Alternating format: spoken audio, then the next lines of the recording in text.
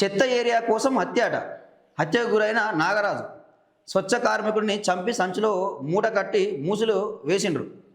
3 నెలల కింద మేడిపల్లి పరిధిలో ఘటన. అస్థిపంజరం స్వాధీనం. ఎంత దారుణం ఇది, ఎంత దారుణం ఇది. వీళ్ళు ఉంటారు కదా, ఇక కాలనీల ఈ చెత్త ఏరుకునే వాళ్ళు ఉంటారు కదా, చెత్త బండి వాళ్ళు. సో ఆ ఏరియా నాదంటే నాదని చెప్పి కొట్లాడట ఇక.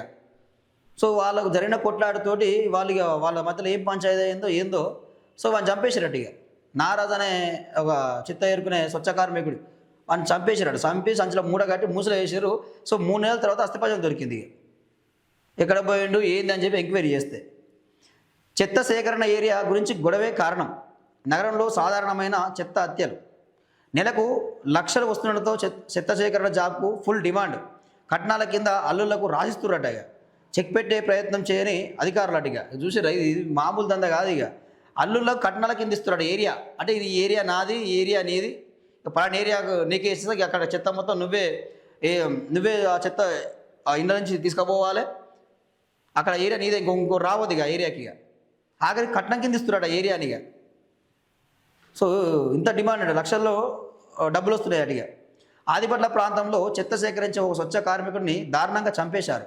3 నెలల కింద అపహరించి చంపి మూటకట్టి మూసి నదిలో పడేయగా పోలీసుల విచారణలో అసలు విషయం బయటపడింది. ఈ సందర్భంగా నిందితులు చెప్పింది విని పోలీసులు షాక్ అయ్యారు. చనిపోయిన వ్యక్తి చెత్త సేకరించే స్వచ్ఛ కార్మికుడని, డిమాండ్ ఉన్న ఏరియా గురించి జరిగిన గొడవే హత్యకు కారణమని తేల్చారు. చెంగిచెర్ల గణేష్ నగర్కు చెందిన పండిపాటి బక్కయ్య అలియాస్ నాగరాజ్ 33 సంవత్సరాలు తన దగ్గరి బంధువులైన శ్రీశైలం నరసింహతో కలిసి ఆదిపట్ల ఇబ్రాహీంపట్నం మున్సిపాలిటీలోని కొన్ని ఏరియాలో చెత్త సేకరించేవాడు. ఇక్కడ ఇళ్లతో పాటు హాస్టల్ లాంటి కమర్షియల్ ప్రాంతాలు కూడా ఉండడంతో నెలకు లక్షల్లో సంపాదించేవాడు. కొన్నేళ్ల కింద ఒక ఏరియా గురించి ముగ్గురి మధ్య విభేదాలు మొదలై అది గొడవకు దారితీసి సో ఇట్లా చంపుకోవడం జరిగింది. సో చెత్త ఏరుకునేవాడు ఏం సంపాదిస్తున్నాడు అనుకుంటారు, కానీ లక్షల్లో సంపాదిస్తున్నాడు. లక్షల్లో సంపాదన ఉందట వాళ్ళది. సో ఇక కట్నాల కింద అల్లులకు రాయిస్తున్నారట. సో అంటే ఈ ఏరియా నాది, సో ఈ ఏరియాకి నువ్వు రావద్దురా భయ్, ఇక్కడ ఏరియాకి వస్తా చెప్పి గొడవలు పెద్దగాయి. అంటే ఇక్కడ ఏంది డిమాండ్ ఎక్కువ ఉంది, పైసలు ఎక్కువ వస్తున్నాయి. అక్కడ కమర్షియల్ ప్రాంతాలు ఉన్నాయి.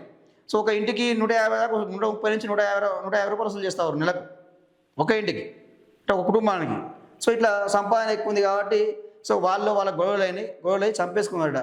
అరే బాబు, ఇట్లా చంపుకునే బదులు చేసే బదులు మీరు కూర్చొని అరే ఏరియా నాది గీండ్లు నాయని పంచుకుని అయిపోయావు కదా. చంపుకుంటే ఏమైతే ఇప్పుడు జైలుకి పోతాయి నువ్వు. ఇంత దారుణమా ఇక.